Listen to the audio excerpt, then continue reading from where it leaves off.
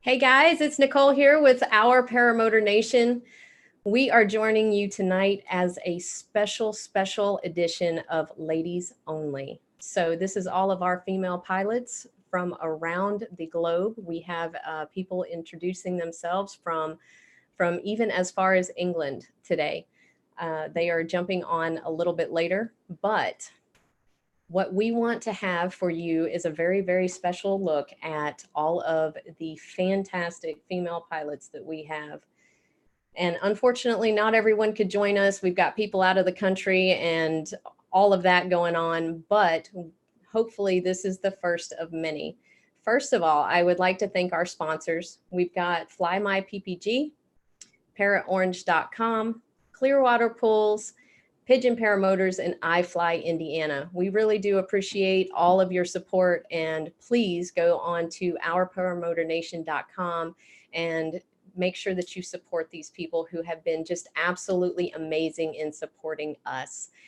This is something that has been a labor of love for myself, Dave Ruff, and David Wolf, and Rick Davies, and we absolutely love being on the show every Sunday and having this time with you. So thank you so much for your support, and thank you so much for being here with us tonight. So without further ado, I am going to introduce the ladies who have graciously joined me tonight, and we're going to kind of do a round table and be able to let them introduce themselves a little bit. So on my upper left-hand corner, I have Leandra. Hi. There she is. So Leandra, real quick, tell us a little bit about you, about how long you've been flying and what you do in real life. Okay. So I took my first flight in February of this year, March.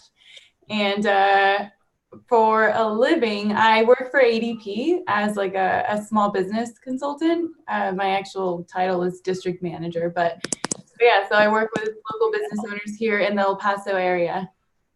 Wow, that's awesome. That is awesome. District manager. I like the sound of that. Me too. Sounds good. Looks good on a resume too. That's right. That's what I'm talking about. Okay. And on my right, I have Captain Michelle Helms. So hi. I'm Michelle Helms, and I started flying paramotors in 2015 with Eric DeFore, and my day job is I'm a captain on an A320 for Delta Airlines. Very cool. She's so awesome. Everybody's so awesome.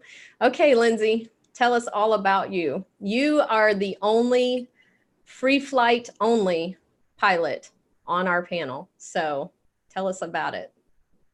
Hi, it's nice to be here. Let's see, I've been flying for about 3 years, and no paramotor, just free flight. And my day job, I am an IT consultant. I do software implementation, and I'm based out of Salt Lake City. Yeah, she gets to fly at Point of the Mountain like twice a day. We hate her. I'm jealous. So jealous. Okay, Heidi, lay it on us. I started flying last year. My first flight was at the beginning of December, and went to the Salton Sea, and we love kind of going to camp and fly, and it's such a nice community. I'm an accounting clerk. I do AP for a research and development company. I live in Colorado, and it's snowing, so I don't get to fly for a while. So. Oh, we'll definitely want to take a look at that a little bit later if we can. If you can take a snapshot, because I don't know, the rest of us, well, some of us in the southeast of the United States don't see snow much. So that would be awesome. Okay, Miss Leah. We've had you on the show before, but we love to have you back again. So tell us again, for those of us who weren't able to meet you the first time, tell us a little bit about yourself. I started flying last week. And I taught her everything she knows. Thank you, Michelle, for everything. Yeah, no worries, Leah. Like 2.5 years, coming up on 3 years. And I learned with Eric DeFore as well. Work as a nurse practitioner. I guess that's what I call it, work. It's what helps me afford all my toys. Saves lives for a living. Yes. It's just a job. Not true. A job. She saves lives for a living. That's what she does. She's very good at it. Yes, she's very good. Thank you. She does. She's one of the very few people that actually still does house calls. It's amazing. So it's pretty awesome. Okay, Sarah, tell us about you. Yeah, so I started flying this year. I'm in my normal life. I do online marketing, so it's pretty boring, but you know, I get to fly. So I don't think that's boring. I need to hit you up later. Anything that helps you fly is good. That's right. Exactly. That's right. So Julie, we're gonna get a little bit more in depth with Julie a little bit later because she flies a whole bunch of different things. But tell us a little bit about yourself. Are you directing that to me? Yes. Okay, sorry. My signal's just coming and going. Okay, my name's Julie Drake and I'm from England. So I learned paragliding in May 2015, paraglided for a year, then I paramotored for 2.5 years, and now I have a sub 70 kilo CAA exempt group, nanolights. So it's a Delta Flex wing over a trike. I've got wheels, which is so cool now. And it's no license required, no registration required, but you do have to have third-party insurance. And it's called a PB, made by Flylight Air Sports, and I love it. It's cool. No, that's very cool, and I can't wait to hear more about that. So Cindy, tell us a little bit about yourself. Okay, so I am a stay-at-home mom that my youngest child just went off to college, and I chose this hobby to be my like empty nester transition hobby. And I started training 2 months ago at iFly Indiana, and I've had like 2 flights out on my own since I graduated. That's going to be pretty awesome to talk about. We're definitely going to go into that as far as like what would be the basically, you know, what experience that you can give to someone who is coming into flying and how you felt when you got out, you know, when you finally earned your wings and graduated. So one of the things that we always talk about on this show is we talk about motors and wings, and that's a wonderful thing.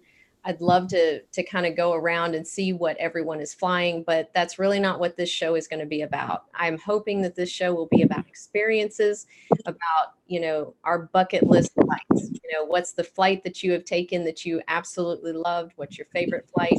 And then also, you know, what you want to accomplish, kind of where you want to go with that. I know we're going to talk a little bit about competitions with Leah, and talk a little bit about flying other things with Julie, and talk a little bit about SIV with Lindsay. So we're just going to kind of bring it all around. It's not going to be very structured tonight. We just want to have a conversation with everybody and just really enjoy each other's company. And so if we want to go around and kind of tell what everybody flies, if we want to start back off with you, Leandra, and then we can, and I know that Elena is going to join us, and we just want to congratulate Elena for purchasing her first home. And so she is getting all settled in. She'll be on a little bit later. So Leandra. Yeah, I can go. Well, my motor is the Parajet Maverick with Adam. Awesome. Truth be told, it's been a bit since I've flown, but whenever I have flown, I have used Anthony's glider, Ozone Spider 26 meter. So Awesome. Yeah. No, that's awesome. Since I'm right in line there and I forgot to introduce myself, I'm Nicole. I am an account manager with a valve company. So that's my background, and I fly a PAP Safari 125 with a 22-meter Bolero, in Bolero 6. So Michelle, tell us about you. I started on an Air Conception 130 with an Axis Pluto wing. It was a 24 square meter. And now I'm on a Moster 185 with a Simplify frame and a Scirocco, Ozone Scirocco 2, 23 square meter. Awesome. And Lindsay flies a BGD. I'm so excited to hear about this wing. And it's so pretty. Yeah, I fly a BGD Echo. It's the lightweight version of the Epic. It's low B. It's a small, I believe it's a 23 meter. I'm not sure. But yeah, I'm at the top of the weight range. It's really nice. I love it. It's been great for me. Let's see. And yeah, I don't have a motor, but my harness is an Avasport, for what that's worth. No, that's wonderful. No, that's wonderful. Heidi? Unmute.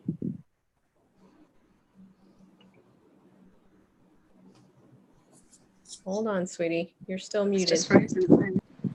Unmute. There you go. Am I there? Hello. Yes, so I fly a Parajet with a Moster 185. And I've been flying with a Mojo 28 meter, which is sometimes tough. Yeah. To launch it when there's not enough wind. So I'm up for suggestions, and I'm eager to learn from all of you tonight. Well, we will definitely help you out. So Leah, tell us about your current. I fly MacFly with a 150 frame, Moster 185 with a 140 top, wings. Got a lot of them. I have a room full now. I have the wing behind me. That's a 19 square meter free ride. I have a 16 square meter free ride. I have a 22 octane. I have a 22 Air G Emily Piece 2. And I have a new Gen Carve 18. And then 2 more wings on the way. I have a bit of a wing addiction. Wings are like shoes. You can never have too many, right? I don't have shoes. I just get wings instead. Leah, really? I sent you the video from this morning. My launch without any shoes on because I know I had my this up. I couldn't look at it. I saw you send it. I'm gonna watch it after. And Sarah, what are you flying right now? Yeah, so I'm flying a Parajet Maverick Atom 80. I know it's kind of standard for lightweight motor, but then I've got an Independence Cruiser 4-wing, and I can already tell I'm going to be addicted to getting wings because I've got the mental list going of, oh, I really like that one. That one looks cool too.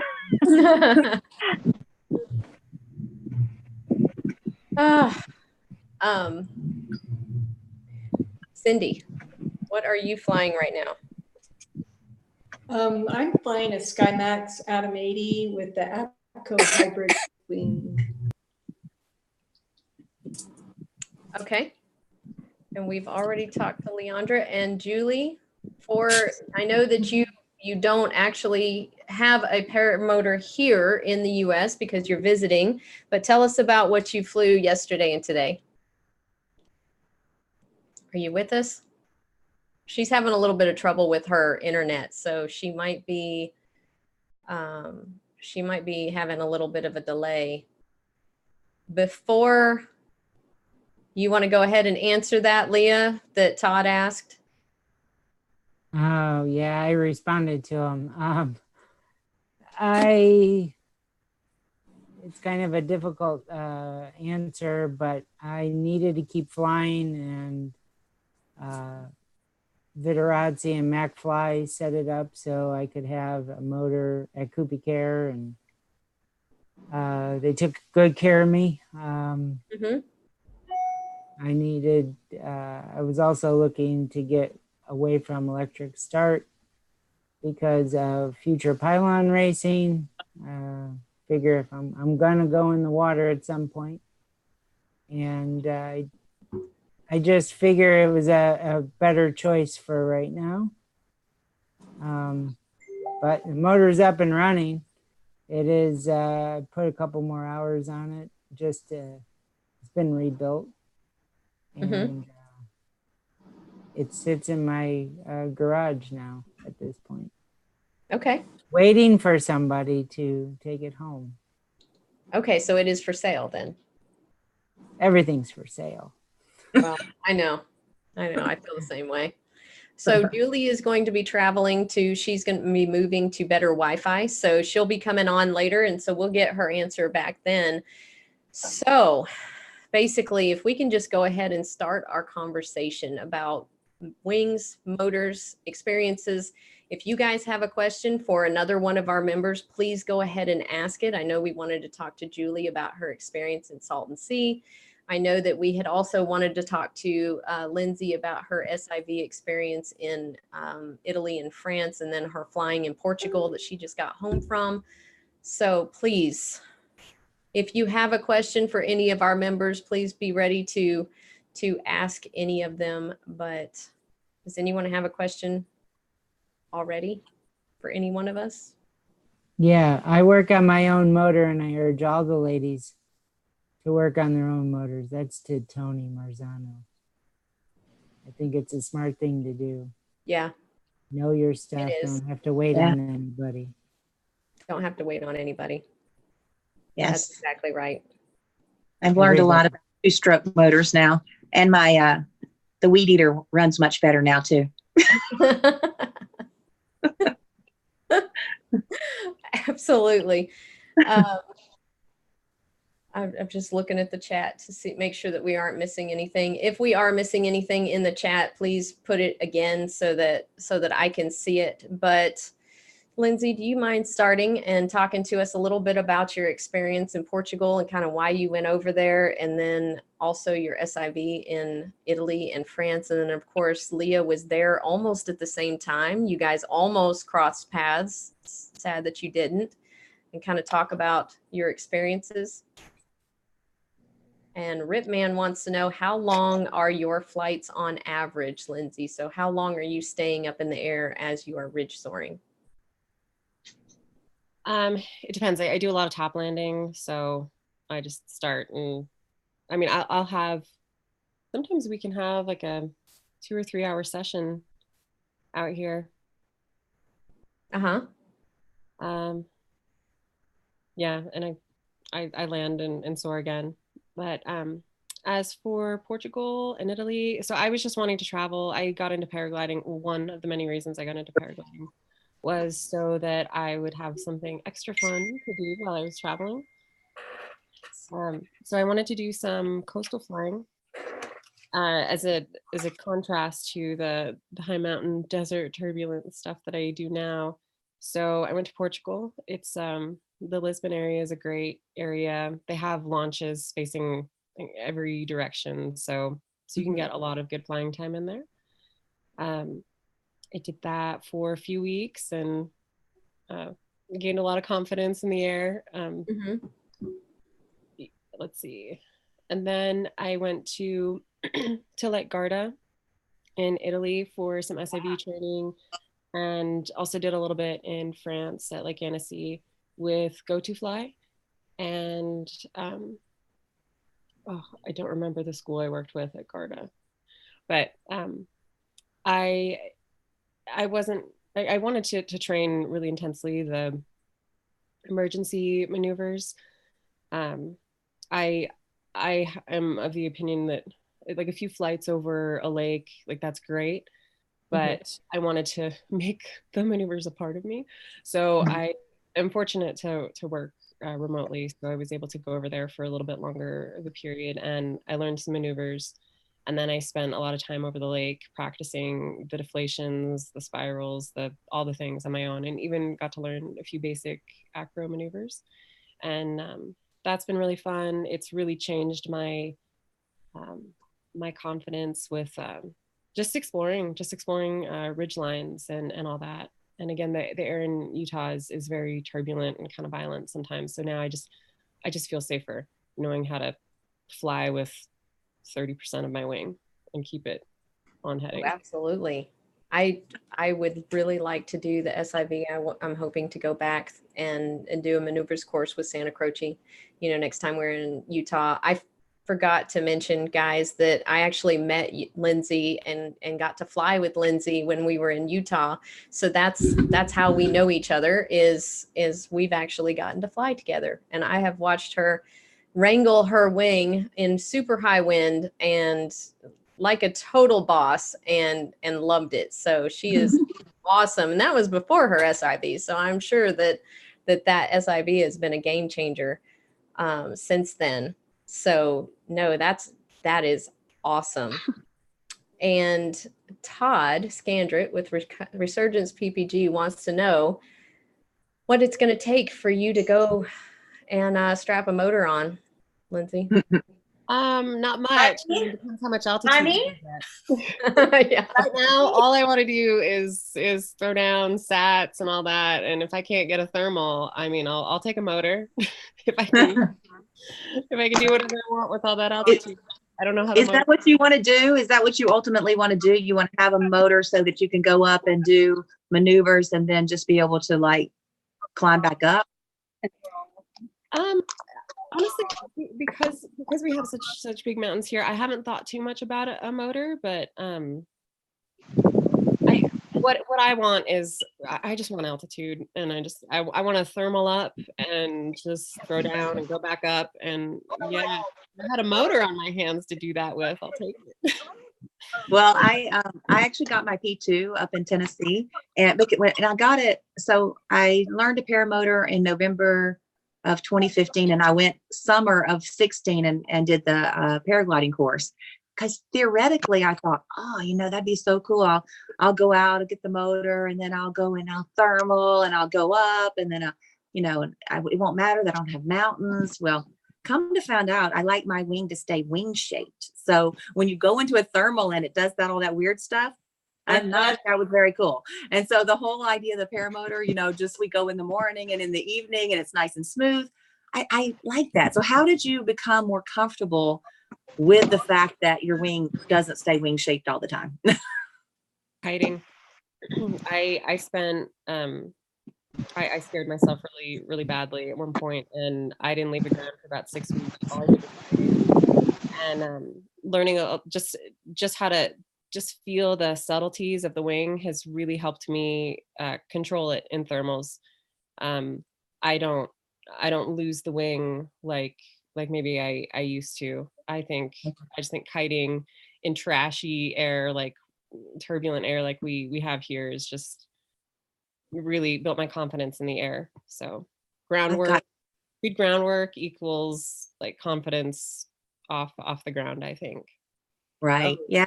We've been kiting on the beach. That's like cheating, isn't it, Nicole? It is. I will tell you, I said it before. Yeah.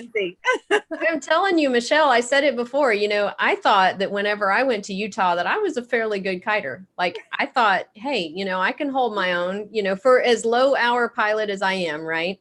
That I'm a fairly good kiter. And then I went out there and about 3 minutes into that Utah air, and I got schooled hard. So it was fun. It was fun. But I will tell you that after 10 days of kiting day and night, and I do mean literally every morning and every evening, my kiting game was definitely a lot higher, and I left there a better pilot for it. I think one of the best things to do is to get out on the ridge and just wait for people to wake you. And if you can handle those wakes, you can handle a good thermal. But that's fun. Sometimes I'll just stand on the edge and wake me, bring it.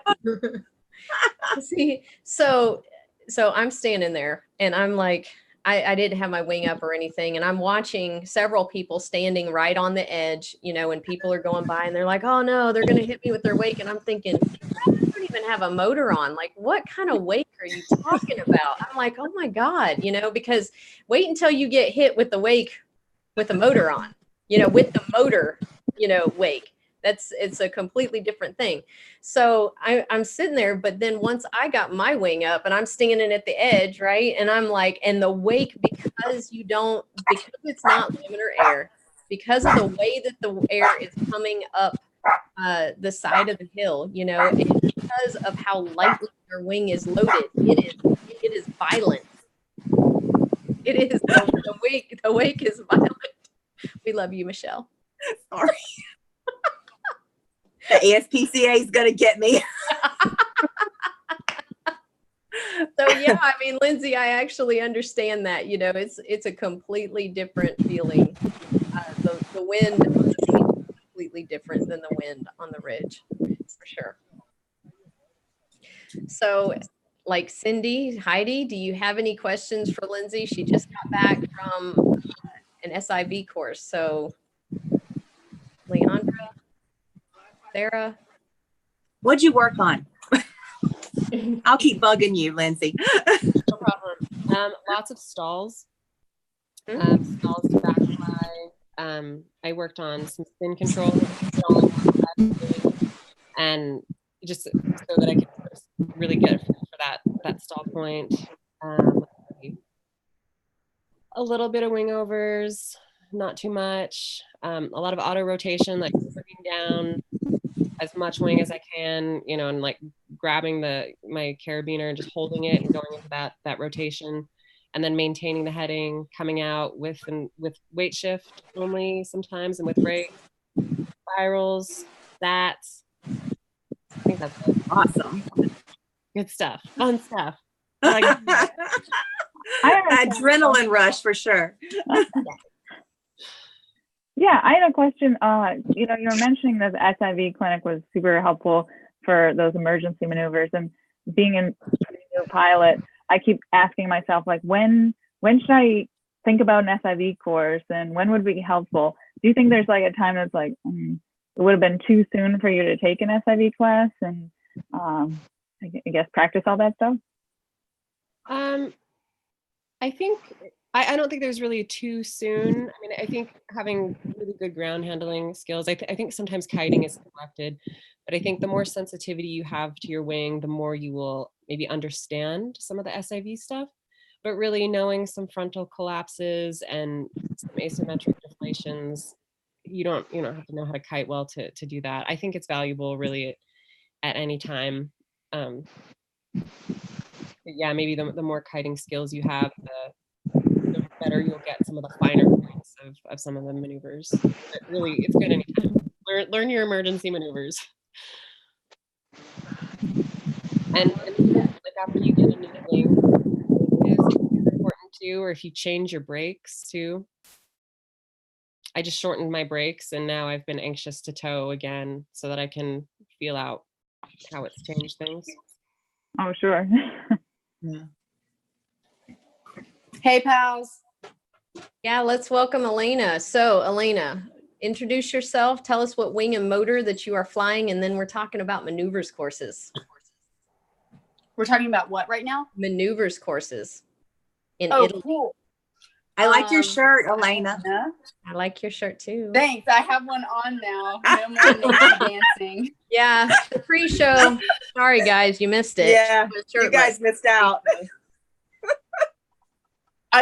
Let me preface that I'm moving into a house and I was cleaning it, and it's hot when you're cleaning, and it's the South, so I didn't have a shirt on. Okay, I'm Elena. I fly a Nitro 200 and then a 20-meter Ramaflex. And then we're talking about maneuvers courses. I'm super interested in a maneuvers course. Haven't been to one yet, but I've been interested in one for a long time now. But they cost money, and I'm a poor 20-something-year-old. And I just closed on my new house. Woo! Yay! I want to see who all is here, though. We have Lindsay, Cindy, Nicole, Heidi, Michelle, still have Leandra, Hey. Sarah, Leah, Julie. Dude, what a crowd. I know. And I mean, I kind of had a thought about what we were going to talk about on the show, but the chat is just blowing up and everybody's asking us some questions. So Dave Wolf actually asked a question for Michelle.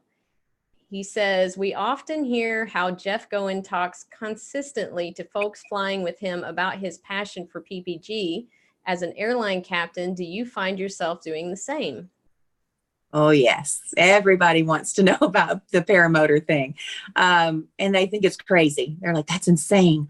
But yeah, I think we go high and fast all the time. That's what we do. Mm-hmm. And to go low and slow, that's what drew me to it. Actually, I was looking for an airplane for my kids because both of my kids are going into aviation as well. And I was looking for a small airplane for them. Come to find out buying them's not that bad, but then housing them and getting maintenance and all this was super expensive. So the PPG came up and I was like, so a little something for mama. So put that in my Suburban and go. I'm excited. Yeah. So I bought one and I did a lot of research actually. And, and that's a thing too. If any of you ladies are interested in doing the paramotor thing, get on the forums. There's awesome forums now. There really weren't back when I got into this, but now there are. And get in there, and these guys everybody will help you. Guys and gals will help you. And just listen, because there are a lot of, how do we say this diplomatically? People that may be not interested in your best interest. So you've got to figure out kind of what's going to work for you as far as, and trust your instincts, when you're flying. If you don't feel it, or, when you're training or whatever, stop. Because I think that's one of the advantages we have over the guys, is that we tend to listen to our instincts a little better. So anyway, but yes, back to flying. Yeah. So they love it. So I'm always pulling out pictures and showing them and explaining. And I've probably gotten quite a few interested in paramotoring, because like I said, it's completely opposite of what we do. It's so organic. It is amazing.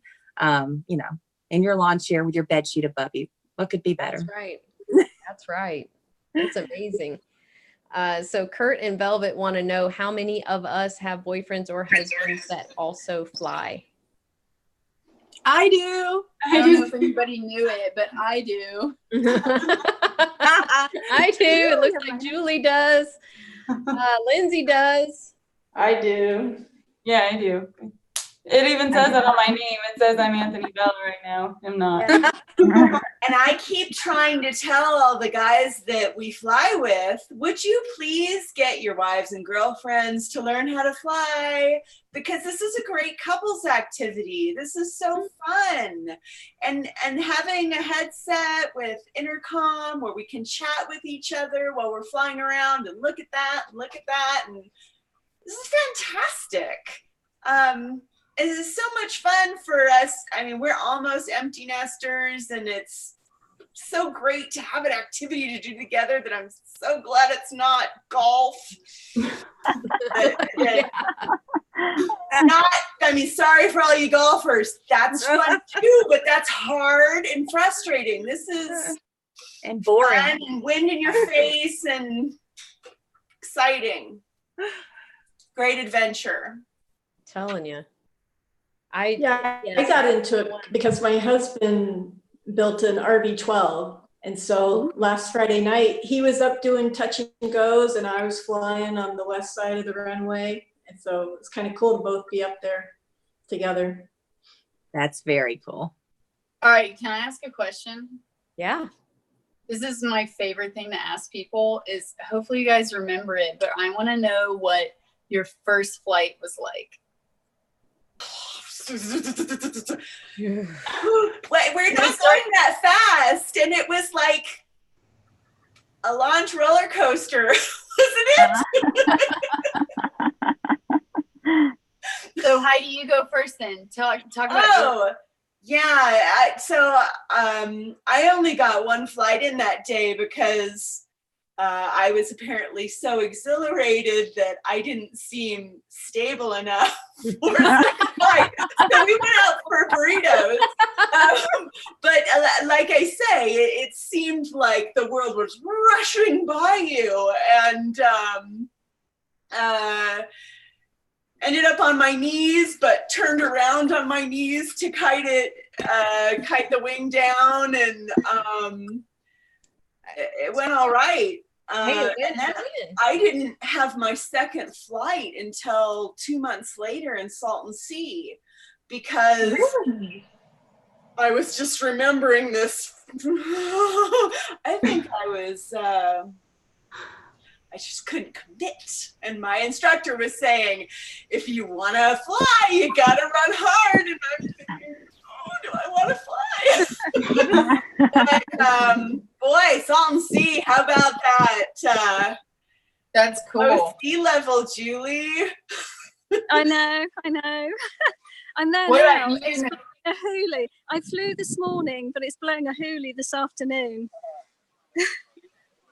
Cool. It's 245 feet below sea level here. And going from Denver for my first flight, and I had done a tandem, and we were like, are we ever gonna get off the ground? To second flight in Salton Sea. It was an elevator ride. It was crazy. That's cool. What about you, Nicole? What was your first flight like?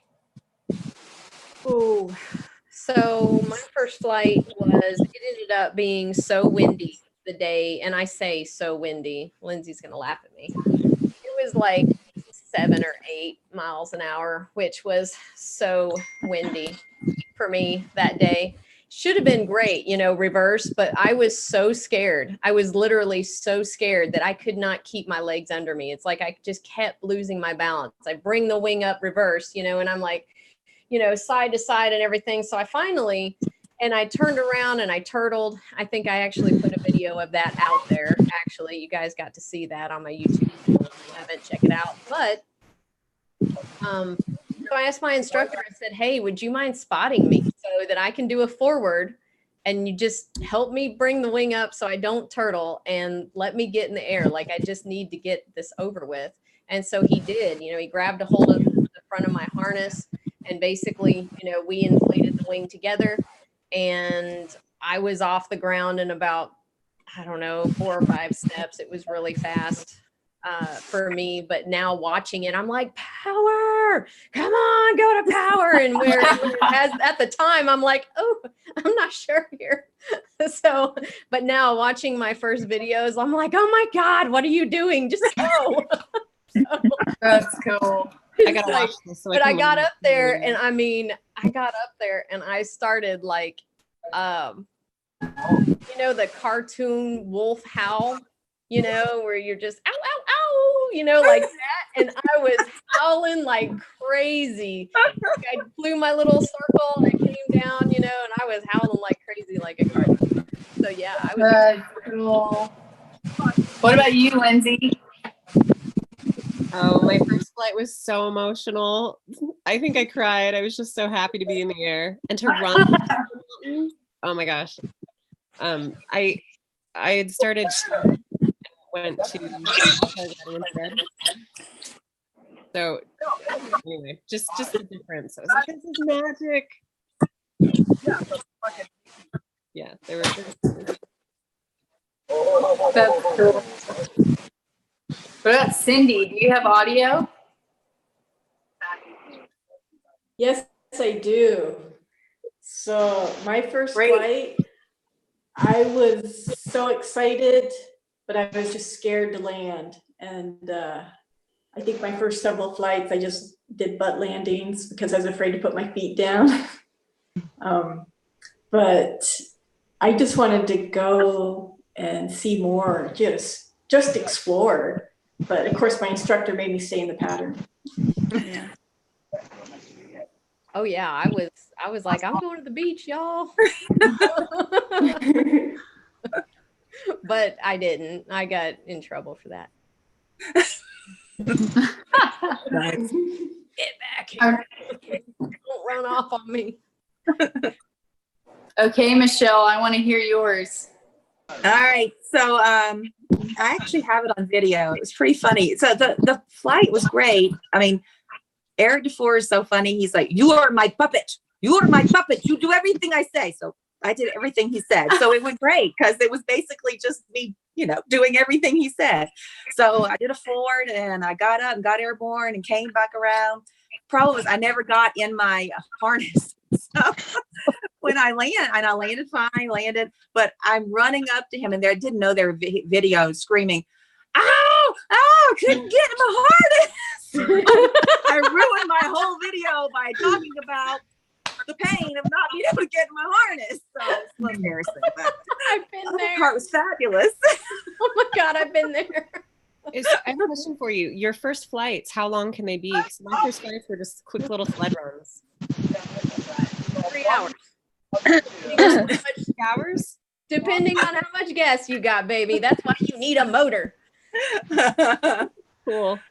No, they You're make gonna you stay want in the to come down pattern. before you have to come down, depending on how much gas.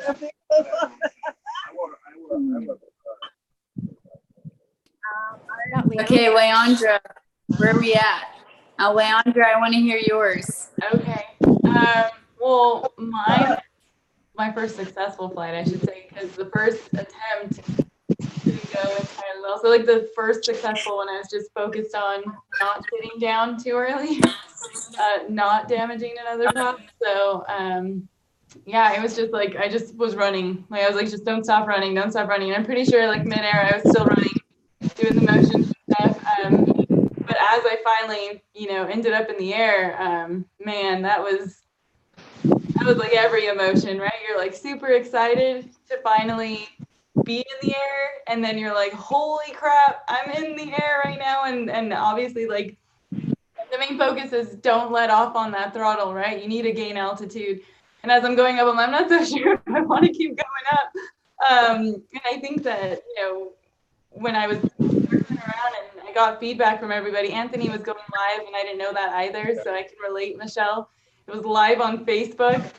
And so finally I came down and I didn't have the most graceful landing. And I ended up turtling, and like the lines were really intense and scary, like pulling at my neck, and I was like, somebody help me. So there's really embarrassing photos too, but it's cool to know that I still have those, to kind of go back and relive. That's cool. I like hearing everybody's. What about Sarah? What's yours? I want to hear your story. What about you, Elena? Me? Well, I just said Sarah. Let Sarah go first, and then we'll say me. Yeah, so I had a lot of failed attempts before I actually made my first flight.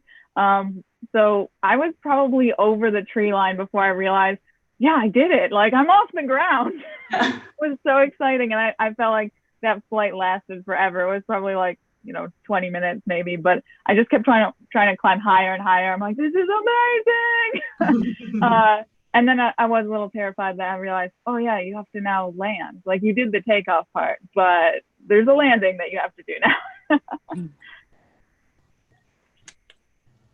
Yeah, I think for mine, that's what I didn't really consider is the landing part. My launch went pretty well. My first flight all morning, like I didn't really focus too much about like how it was going to feel or anything. I was just solely focused on getting in the air. So I really wasn't that nervous. I was just totally zoned in on getting in the air. And then once I was in the air, I was just hard on the throttle. So I just climbed really high. And then at a certain point, I was like, oh my God, I'm really high. And I probably flew for 10 minutes. And then when I came in, I was overcompensating for oscillations. I wasn't letting my beginner wing do its job and correct itself. So I was overcorrecting. So I came in swinging just like a pendulum. So I was coming in slow, but I was swinging, and I just ate it, just face planted and ate it. And you say oh, but I was laughing like a crazy person. And Mark ran up and he rolled me over, and he said that he didn't know like what state I was going to be in. He didn't know if I was going to be crying or whatever. And he rolled me over, and I was just laughing so hard. But then once I kind of came down from my high, I went for a second flight, like pretty much right after. And I was on comms with Mark, and I said to him, I was like, I don't want to face plant again. He said, you're not going to. And I didn't face plant again after that. But that's like the right attitude to have. I feel like, every time I screwed something up, well, I trained with Kyle O, and he was super encouraging. So every time I screwed up, he was like, no, it's okay. I love Kyle O. That's cool. All right, Julie, you're up. So my first flight, well, I paraglided for a year before, and I learnt to paramotor with Sky School out in Spain. It's an English company, but it was out in Spain. So once I'd got up, I was actually flying up and down the coastline for about 45 minutes. They just said, off you go. And it was great. But coming in, I actually did land on both feet, but I don't very often do that. I flew last night for the first time after 15 months. Team Fly Halo lent me a mini plane with a top 80. And they said, so when was the last time you flew? Because I'm on a trike nanolight now. And I dodged that question. No. When I came down from my first flight, I was just grinning. I couldn't speak because I was smiling so much. You don't forget it. You really don't. What about everybody else? Other people? I think all we have left now is Leah. So Leah, if you'll take the floor and let everybody know about your first flight. Leah did a sat on her first solo. Leah. Sure. Leah did symmetric spirals and barrel rolls and landings. Spiral, yeah.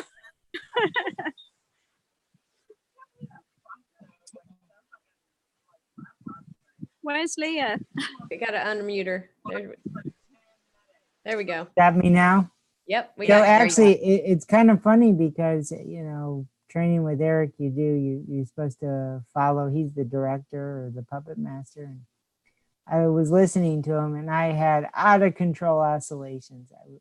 I had absolutely no feel for it. And I actually didn't like my first flight. I thought it felt really dangerous, and I couldn't control it. I didn't like looking at the lines.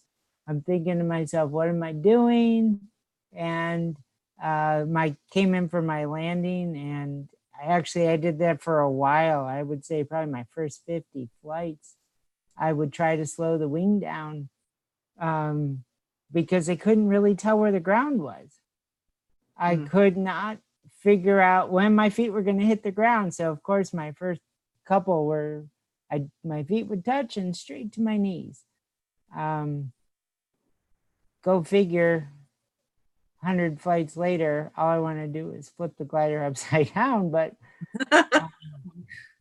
I can relate to that. Uncontrollable, totally uncontrollable.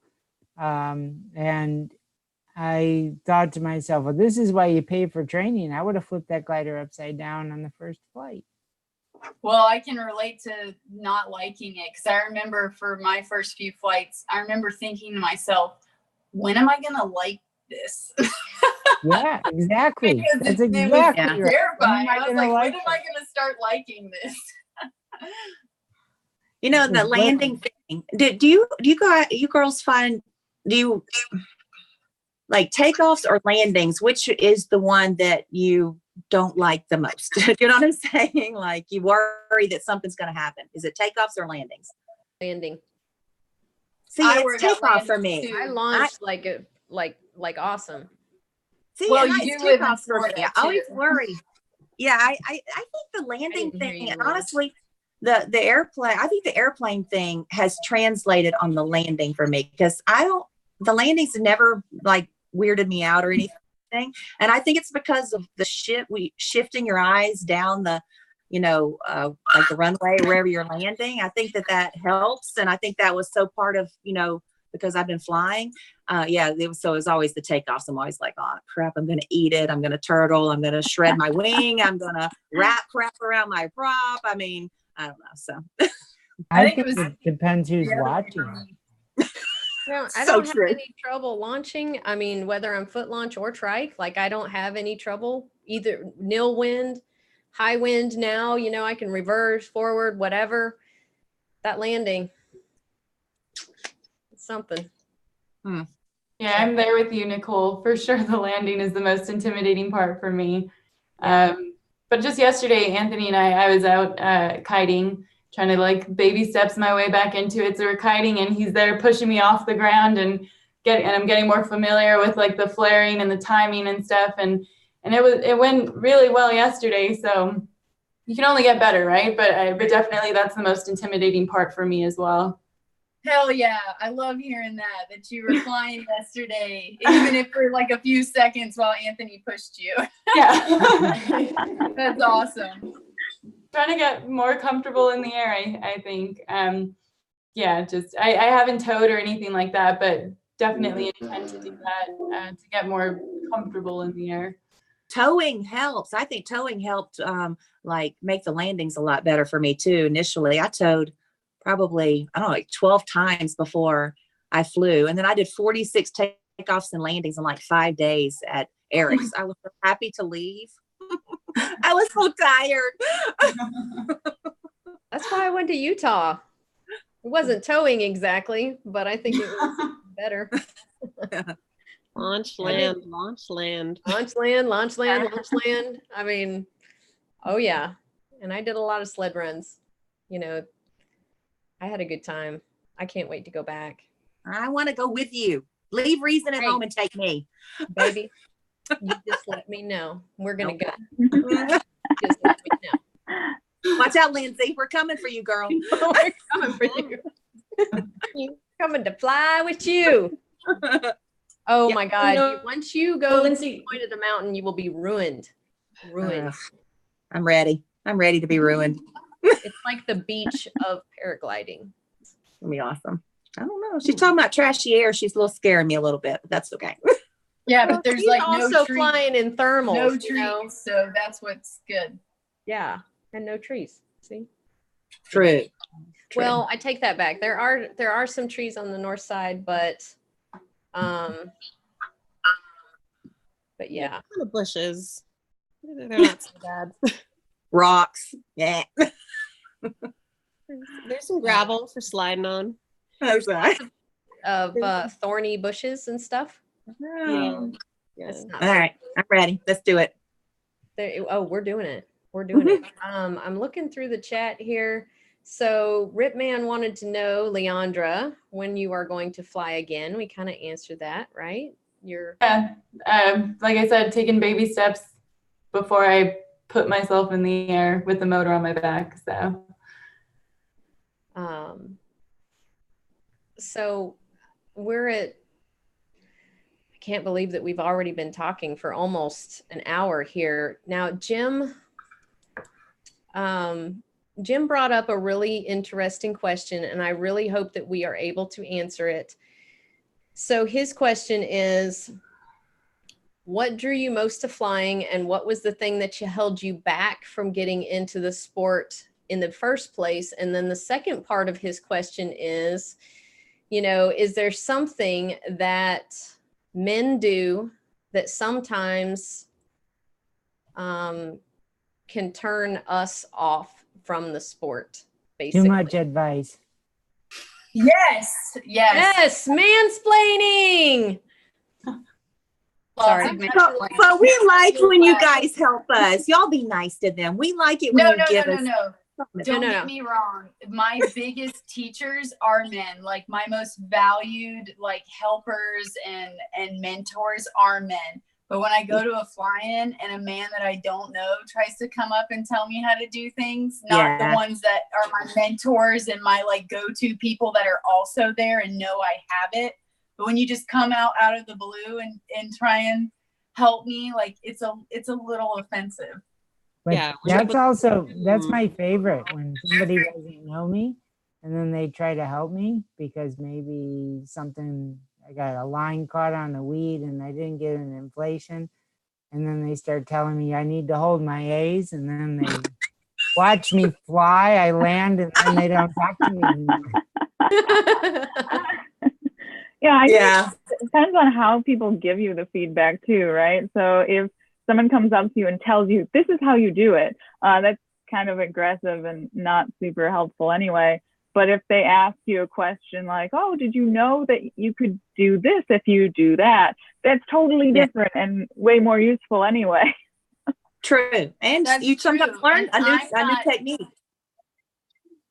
I think that through that, asking, and I'm not too prideful to ask for help either. I think it's like you can learn a lot from other people, and I'm not too prideful for to ask for help, or like especially somebody that I think has a lot of skill and impresses me, totally open to that. But when you do have just like a stranger coming up out of the blue, it can be, so it's both. I love all the support that I get from a lot of men in the community. And then sometimes it's also it just depends on the time and the place. I think another way that men can help is to let women finish their stories or their sentence. I've found often, like I have, I'll have observations. I want to tell my flight story too. And I've felt like I get interrupted quite a bit more than the men I hear telling their stories. And so just to let us finish our sentence, let us finish our observation, let us finish our stories before you jump in with yours. Just kind of, just good conversation habits. I think guys, a lot of them are very much more experienced than us, and they want to jump in and share this experience, and that's great. And we should be grateful. You're right, Michelle. But it's just kind of having some manners about it before you. So now we're all afraid to jump in and start talking after you just said that, because we don't want to be that guy. There's going to be silence now.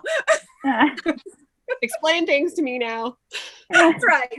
So let me tell you what you need to do with that free flight, Lindsay, that I know nothing about.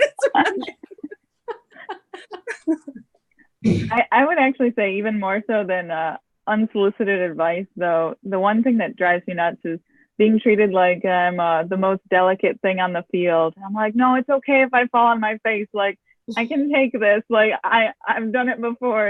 I'll heal. It'll be fine. I've done it before. I've rolled around enough. Trust me. I got this. Yeah.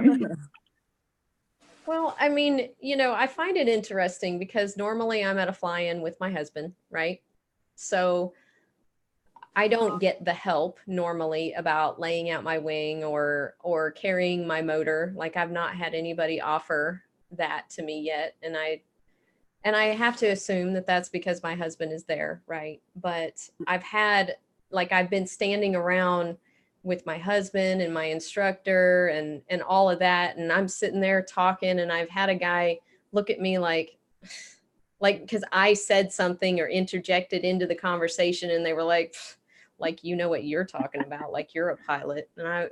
And I got actually asked, do you fly? And I was like, yeah, I do. Hold this. Yeah.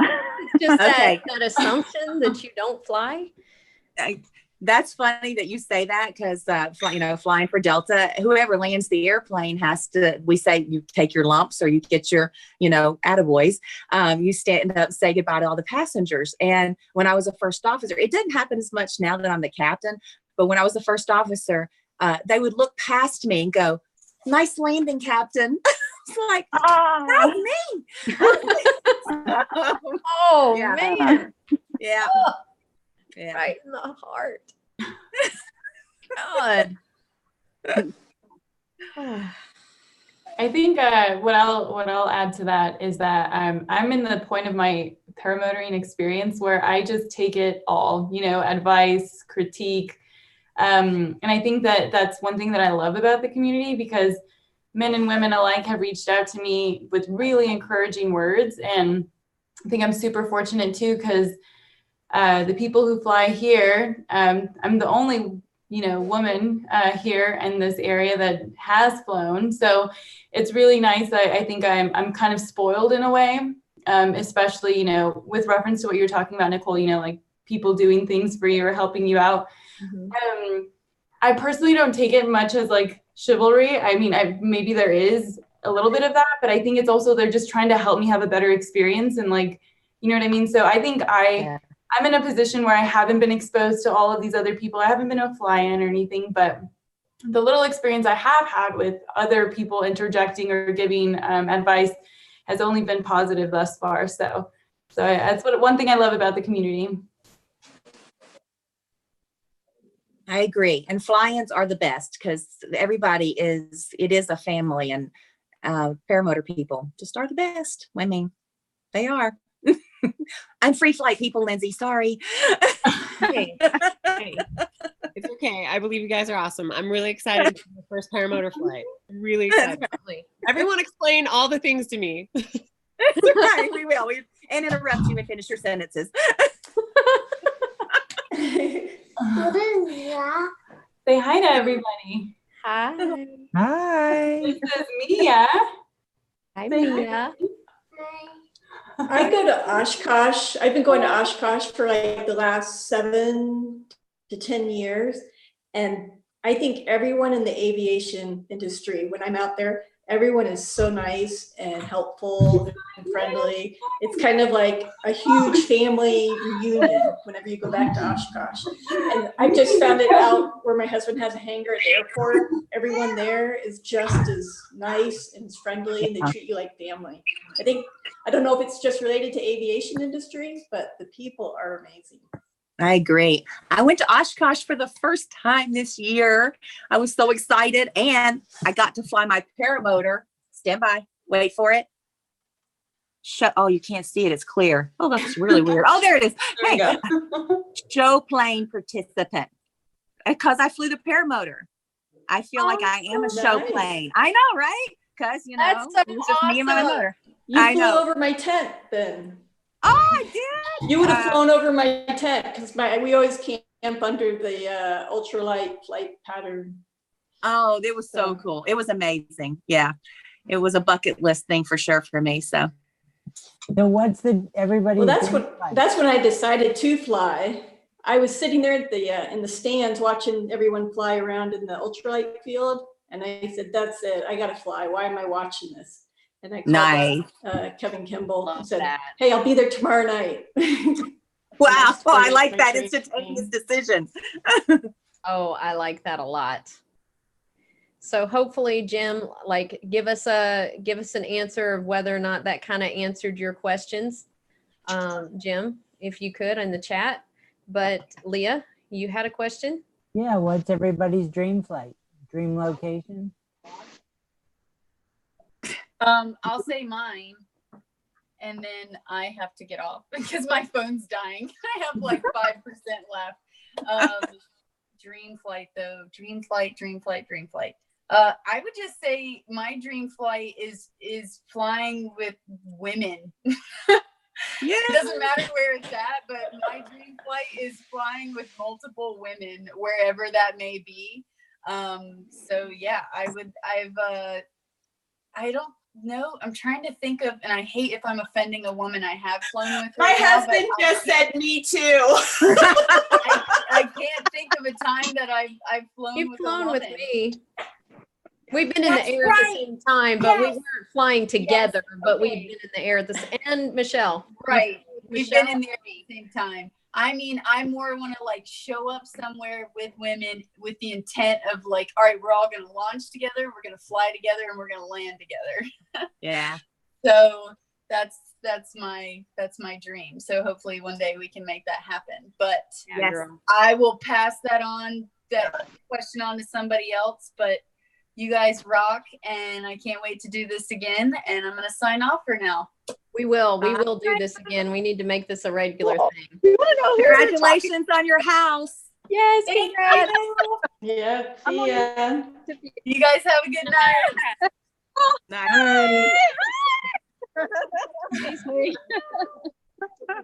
Sorry about that.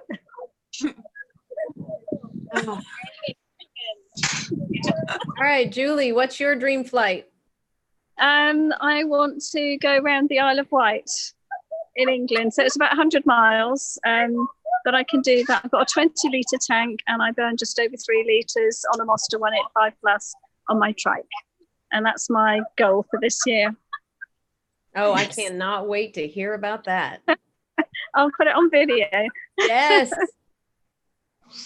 Yeah. So that's it.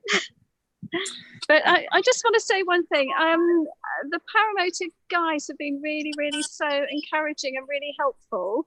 In fact, I get quite a lot of private messages from them asking questions from me. They want advice from me. So it's like Mama Paramotor. So I think because I was so low hours, I was on the ground a lot, helping other people. But yeah, it's quite nice. And they have been so helpful. But I've got a friend who's a lady microlight pilot, and she's had nothing but aggro from her local airfield. She's had hate texts. Can you believe it? That's ridiculous. Most people like the fact that women fly. We try this stuff, but yeah, she's been getting a load of aggro. So Paramotor guys like it, microlight people don't. It's a shame. Huh. It is a So shame. what are Paramotor. other people's goals? Yeah. You know, and people ask me a lot of times about like flying in, you know, commercially, if I ever had a lot of animosity towards me about, you know, flying or whatever. It's definitely, you know, Melda. And no, but you know why? Because I'm just a pilot. You know what I mean? I don't put on airs about, you know, being a girl or whatever. And, you know, and if they say something, I go, no, dude, I'm just a dude. I just had a really successful sex change. I paid top dollar for this bad boy. So, you know, and then it sets them at ease, you know, and they like that. And so you just kind of have to, you know, hang and don't be a diva, you know? Yeah. No. Okay. I'd like to share mine. Yeah. Yeah, so my dream flight, Anthony was just in Vermont, and I've never been to Vermont, but he was there during, you know, the colors, everything changing for the fall, and I saw the footage and I was like, oh man, that looks beautiful. So my dream flight would be there in Vermont, like flying alongside with him. We've never flown at the same time. He's my ground support and we share a wing, so that's kind of why that happens too. But regardless, I think that, you know, being able to be there and share that experience with, you know, the person you love, I can't think of a better flight.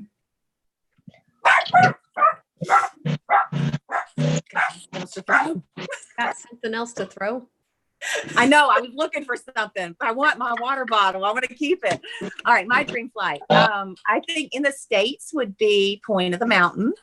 And then for internationally, Coupe Care.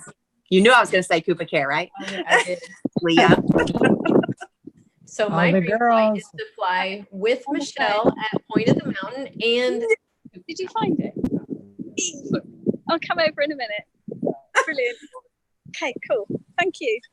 So earlier this month, we went out camping in Moab and we flew around just incredible landscape. I saw you in Moab. And I got to meet Julie. That was fantastic. We had an amazing flight. It was my longest flight so far. It was almost 2 hours. So taking off with a full 10 liters was really something new for me. Wow. And, it was pretty unstable, but I wanted it because we were flying down to Corona Arch and I did not fly through the arch. I have something to look forward to some other day. But I saw the other people in our group flying through the arch, flying down by the Colorado River. It was such a great sensation. Going from the warm air and then getting down towards the water where it was so much colder. That was incredible. And then when we flew back to our campsite out on the BLM land, Bureau of Land Management land. We flew through some spires. I was bold enough to do that, so that was amazing. So that was incredible. But being in Colorado, there's a lot of farmland and dust and camping out in ranches. Taking off on grass. Oh my gosh, grass is Had you glorious. It's the little things, isn't it? on grass? We have a secret soccer field. Don't tell my town, but we've taken off from a soccer field, and it's glorious. So yeah, I see people like flying in England or like to South Carolina. I saw some flights and I'm like, oh my gosh, look at that grass. That looks wonderful. So all the things we take for granted. Oh my gosh. Taking All right, off. Precipitation.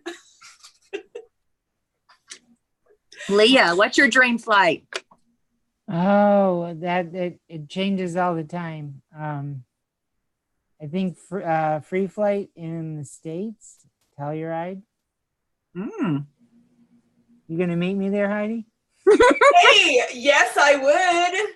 Tell me when. My job is really flexible. Short-term goals, though, definitely Utah, just to hang out with all those guys, and Torrey Pines, because I dig the whole ridge soaring surfing vibe. Paramotor flight. You want to land on the naked beach? You know that's what you. I mean, I was gonna fly naked.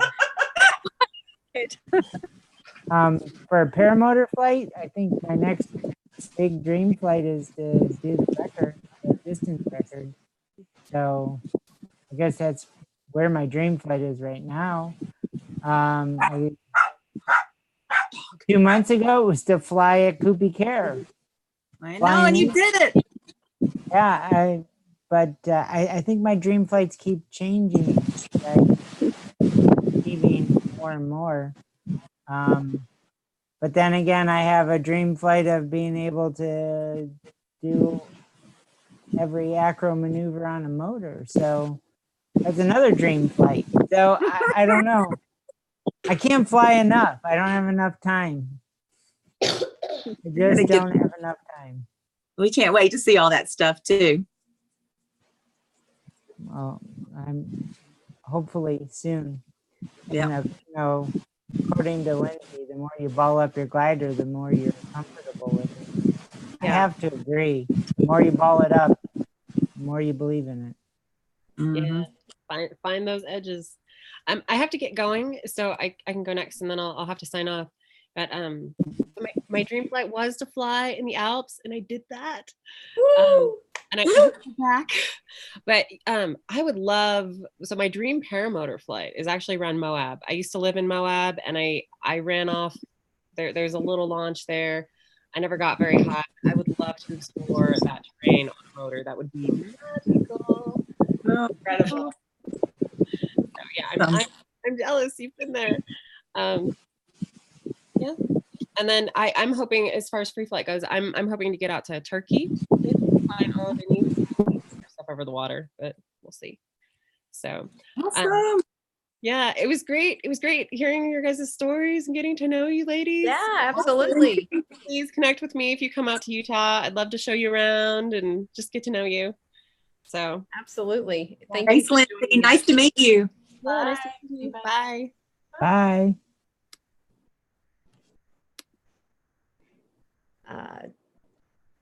Hey, Julie, it looks super windy there. I wanted to say hello to Heidi because, we met in Moab, which was lovely. And she mentioned Salton Sea, and that's where I am now. I flew this morning, but it's blowing an absolute gale right now. I don't know if you can see the trees blowing. Yes. Yeah, it's really, really windy. So, sorry, what was your question? I was just going to say that the wind is taking a lot of feedback on the sound. So we definitely want you to participate participate and to talk, but You go inside. can you go inside? Is that? I can't. They've locked up. Is that any better? That is. Okay, cool. Good. So, yeah, I'm at Salton Sea and it's blowing like mad. I flew last night and I flew this morning. But yeah, it's been blowing like mad this afternoon. Yeah, we can hear you a lot better now. A lot. Good. So Todd Julie, where are you heading next? Staying here for a few days, then going down to Mexico to do some kiteboarding. Yeah, another hobby. Kiteboarding. Wow. I just started that. Julie. Okay. I got to come see you. I've learned enough to actually stay up on the board for a bit, but then I fall off and the board goes that way and the wind goes that way and I'm just drowning. Yes. And then you got to try to get there. I know. Yeah. I had like 3 days of it. I loved it. But yeah, I would need adult supervision for sure. I can body drag, but not upwind. Yeah. Hey, Anyway, back to paramotoring. So Todd. Shirley Miller has a question. She's looking to get into training next summer. She wants advice from us. Oh, I have something to say. All right, I have something to say about that. Something that I did that I didn't know that I was doing that was probably ended up being a good idea. One of those things. I got my glider in May of 2015 and I kited until November. I didn't get my motor until November. And I kited that whole time and I was flying international at that time. So I would take it all over the world with me, wherever I was going. I look like an idiot. People were like, "Are you going to fly?" I'm like, "I hope not. And if I get airborne, you should come grab my feet because I'm not trying to get airborne." So yeah, but it was amazing to kite for that long. When I finally put the motor on my back, everything really clicked a lot faster. So my recommendation would be to get your glider ahead of time and take a kiting lesson and then just go kite for a long time and enjoy it. It's fun. Yeah. Find an instructor. Yeah, find an couple. I mean, going out and kiting on a Friday night, and then going to get something to eat. That became our date night. Going to kite, the soccer field, on grass. Heidi's grass fetish. Oh, the things we take it for granted. I know, right? Yeah, find an instructor and kite every chance you get. I mean, and get an instructor that is certified with the USPPA, because then you know that you are getting a syllabus and that they are going to cover, the things that you need to know. Before you get that instructor, go ahead and buy yourself the PPG Bible and read it, like all of it, and then start training, and then kite every chance you get. And I think a lot of us are guilty of, as soon as we start actually flying, we stop kiting as often. And I think that that's really detrimental to us and our progression. We will actually progress much slower if we stop kiting. So kiting is very, very important. So definitely. And finding a good instructor, that is important. Finding a good instructor. I would ask them if they've trained women in the past, because I think we are different to be, the way we learn and the way we need to be taught and is a little bit different. And I think we're more cautious, and they need to kind of honor that and respect it, and not just be like, well, just man up and do it. I don't know. I think it's good to ask if they've instructed women before, and then maybe call the women and see how they responded. But the poor instructors that just haven't had female students, I don't want to say fall in their laps, but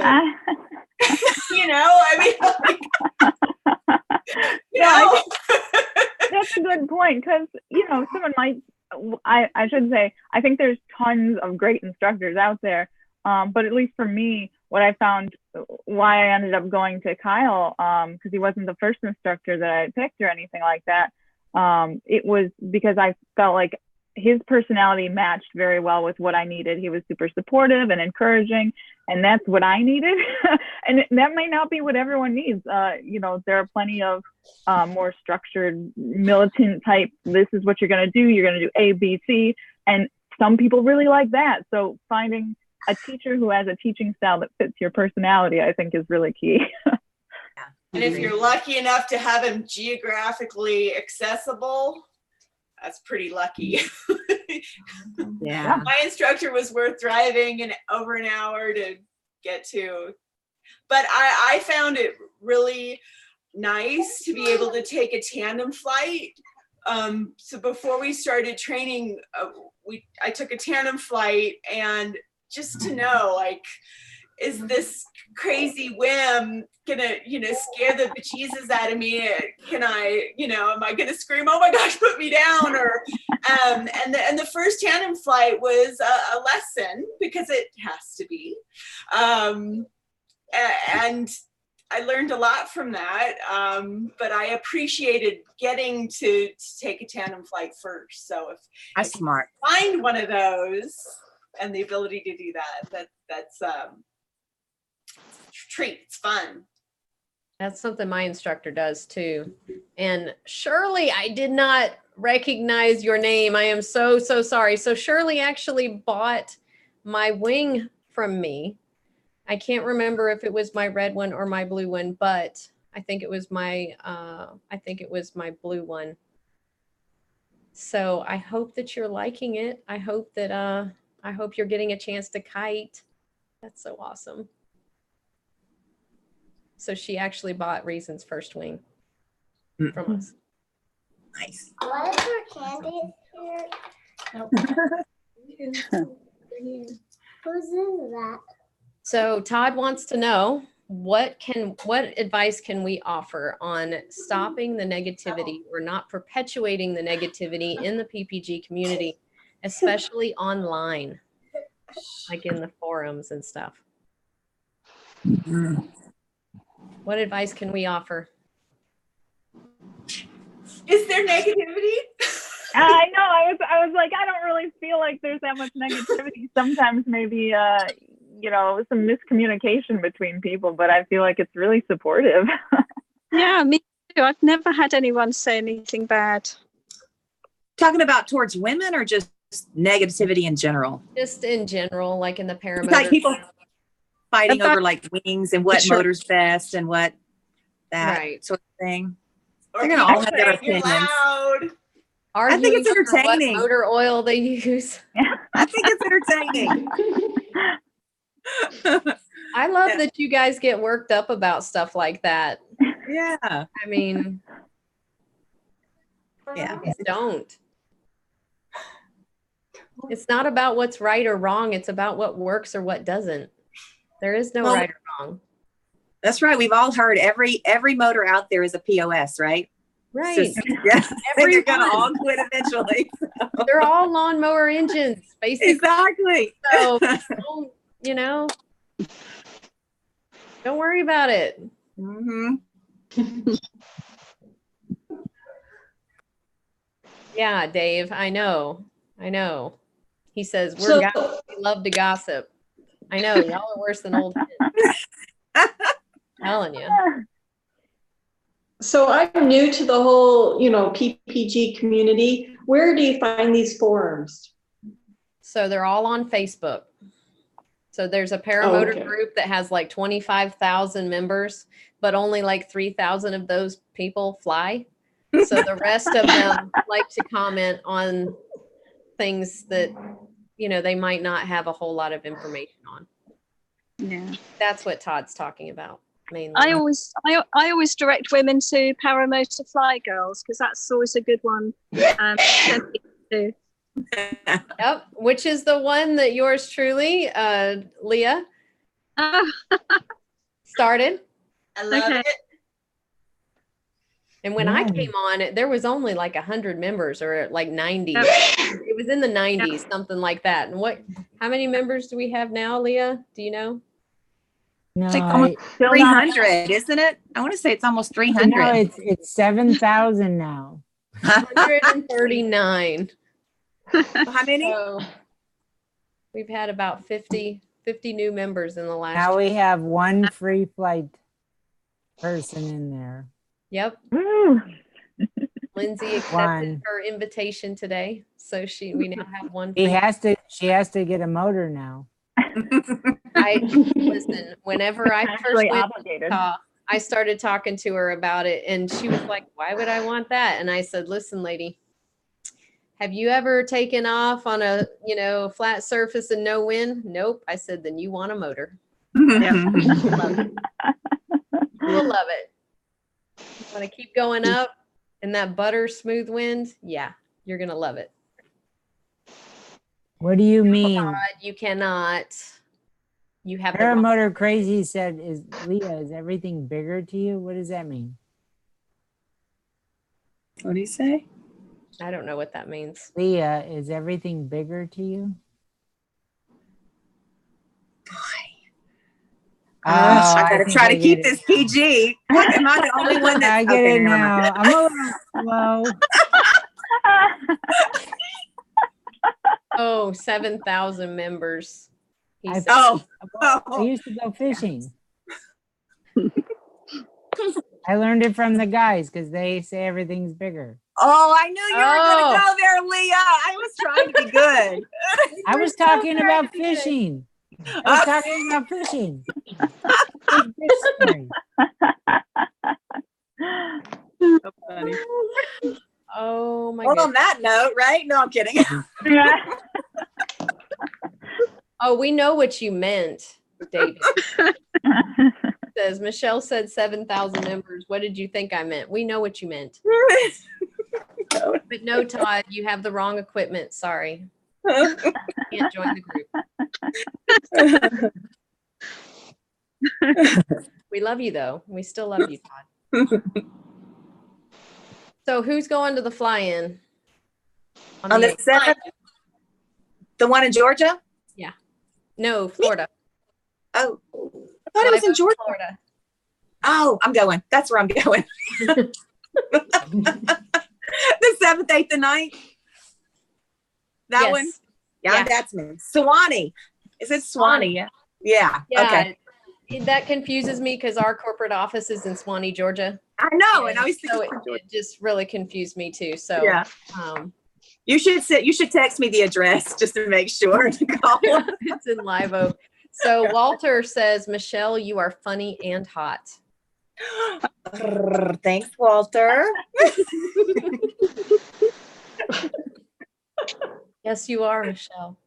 Thanks, Nicole.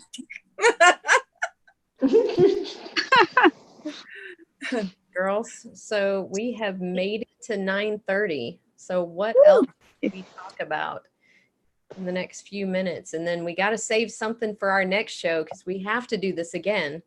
Yes, this is fun.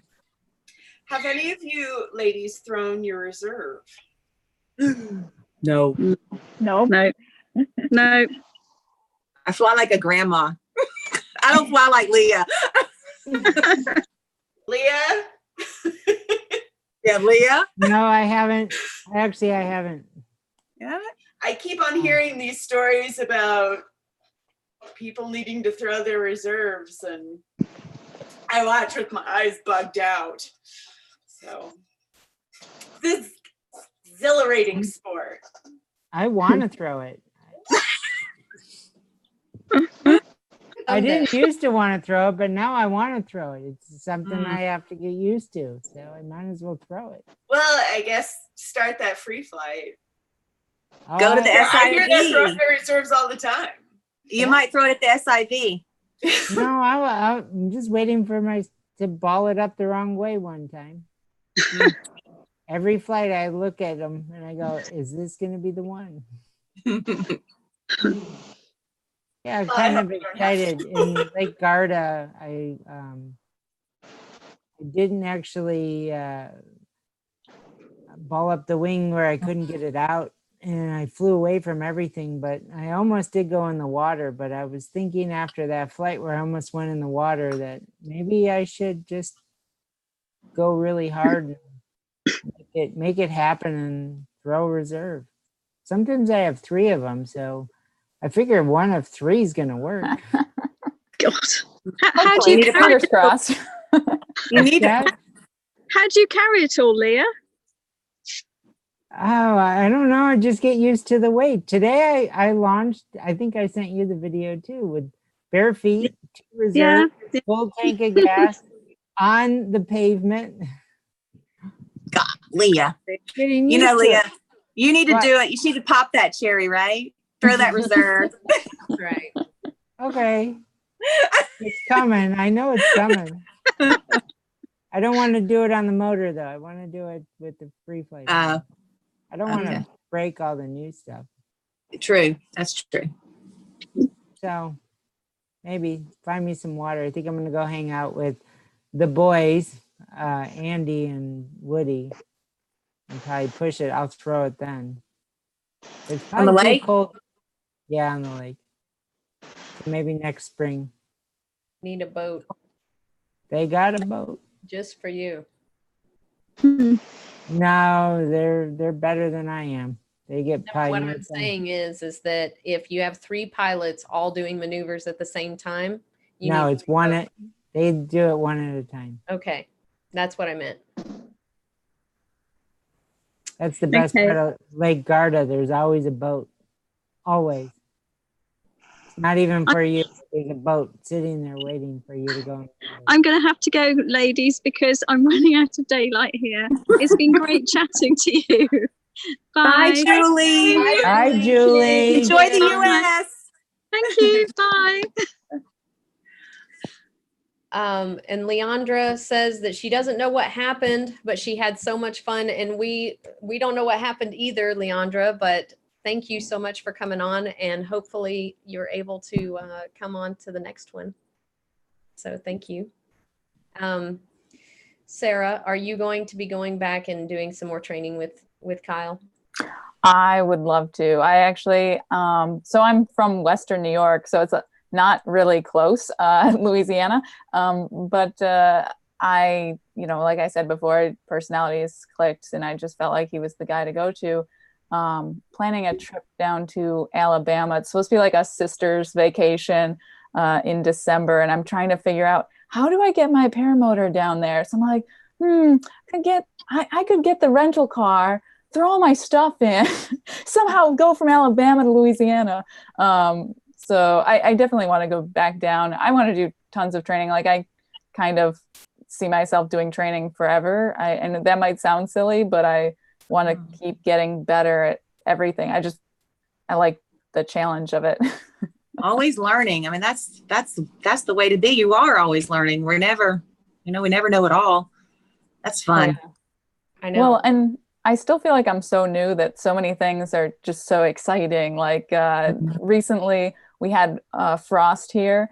And so I did a morning flight, which I don't usually do because I usually blow a bunch of launches and have a wet wing, and then I just go home miserable. So I did a morning flight, and like everything that the sun had touched was like beautiful fall foliage and it's happy. And then on the other side, there was just like frost and death, and it looked like night and day. It was crazy. That's cool. I just felt like that was a fun experience. So, who knows, go new places, try new things, have more fun. I don't know.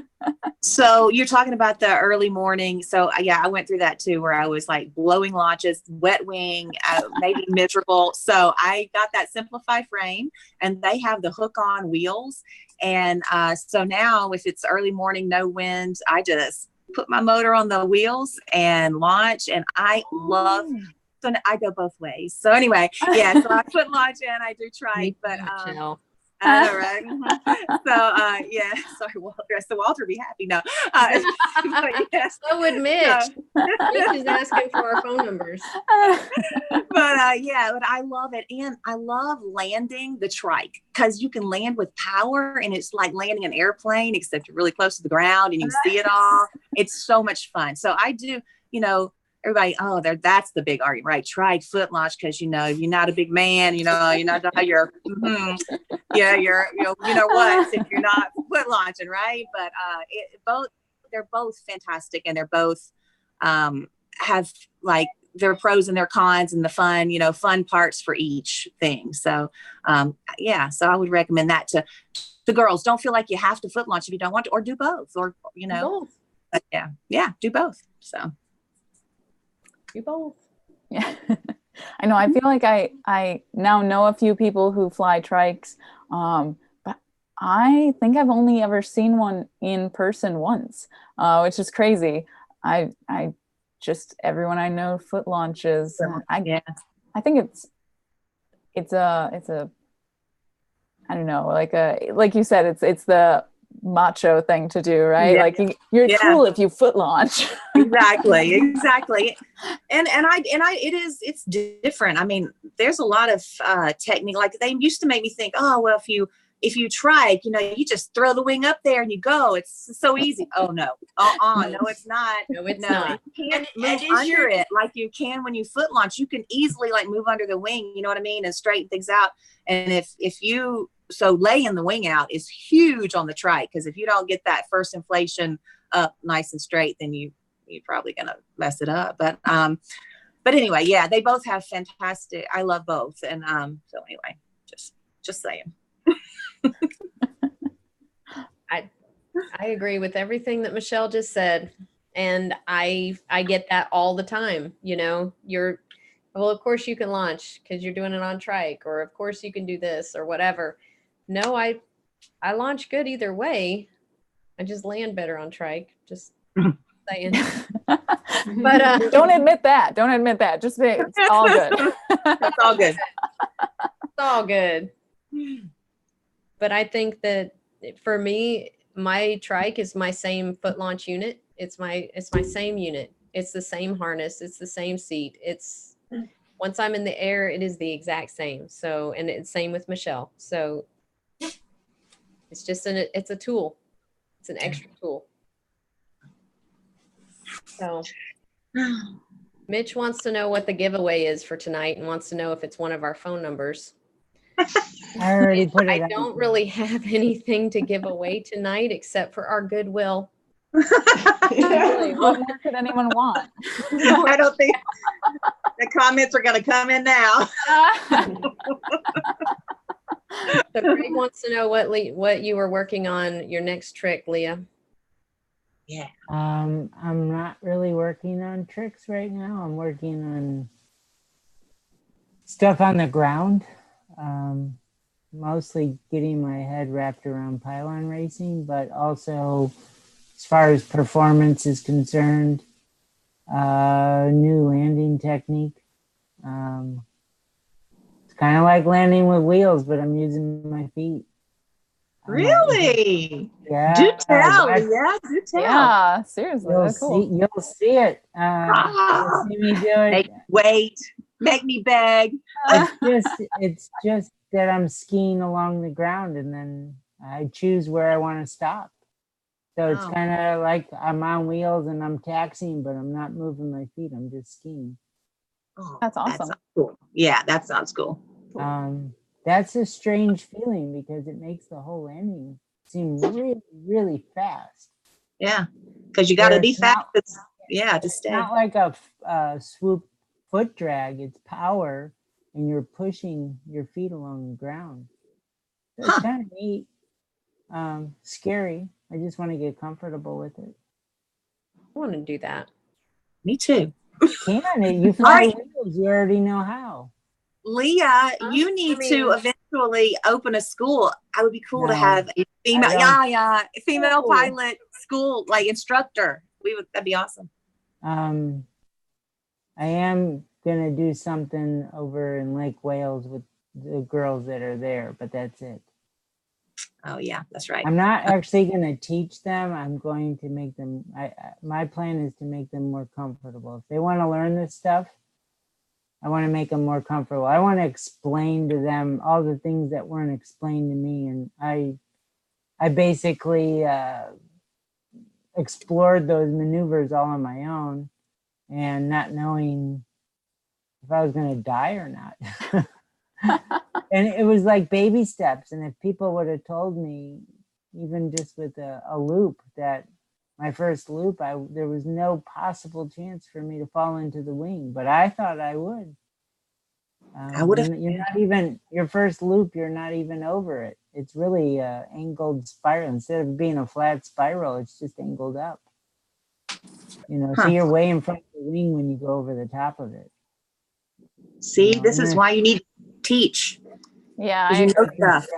Hangovers, it's all the same stuff. It's like girls want to do it, but then, well, I know guys are the same way. They want to do it, but then they get scared for some reason. They feel like they're going to fall into their wing, and quite honestly, the way they're doing it, it's not really possible. They may fall and make the lines go loose, but. Well, take good notes on that landing that you're learning, because I want you to give me some notes later. Are you ready to do it? You're going to take that motor off that trike? I foot launch that. I foot launch that motor all the time. Yeah, I'll do it. Well, you know, if you keep it off the wheels and you don't put a cover on it and the rain. Oh, that was a low blow. I'm just That was a low blow. Low. Leave the Titanic out of this, Leah. What is your nickname again? No, my nickname. Oh yeah, don't even go there. What's your nickname? Wet Spot. Yeah. Now you have to tell why. Don't just leave it there, Michelle. Okay. So I'm a bad apple. Oh my and when you're a bad apple, you get a call sign. And when I was brand new, I was landing. I had, like, for one thing, I had these like Nike tennis shoes that I always flew in that had like slick bottoms on them. Later I got better shoes, and it's no doubt every time I would land, it would be a beautiful field of grass, Heidi, and I would land in the freaking only wet spot there. So we were like sitting there, and I would like do the splits or, you know, something like that. So we were, Tim Gaskins and I were sitting there, and after a flight, and I go, I just don't get it. Why do I always end up in the wet spot? And he goes, oh, I was like, no. Call sign. Really? Well, Yeah, on that note, we never take off without shoes with tread again. Yes. We snuck out to our secret soccer field in a pair of super cute topsiders, no tread, and I took off, and it was a little damp, and it was a little bit like water skiing, which was an incredible sensation, but landing, which is challenging for me anyway, but whoop. Yeah. A good pair of shoes. Tread makes all the difference in the world. Any help I can get on the landings. Speed. It's all about speed. No, it's all about speed. Come in. Maybe some cleats. Well, we have a special guest that is going to help us say good night to all of our viewers tonight. So no, don't break down. Don't break down. Yeah. Sorry, have to. So now she's hot. She's hot. So Michelle Helms, number 2. Hello. Why don't you go ahead and I just had to get my trike out of the lake back there, but it's okay. It's okay. We just had a windstorm come through, but it's okay. Hello.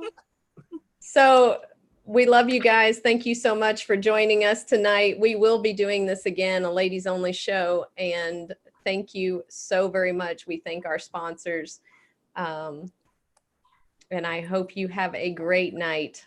Mwah.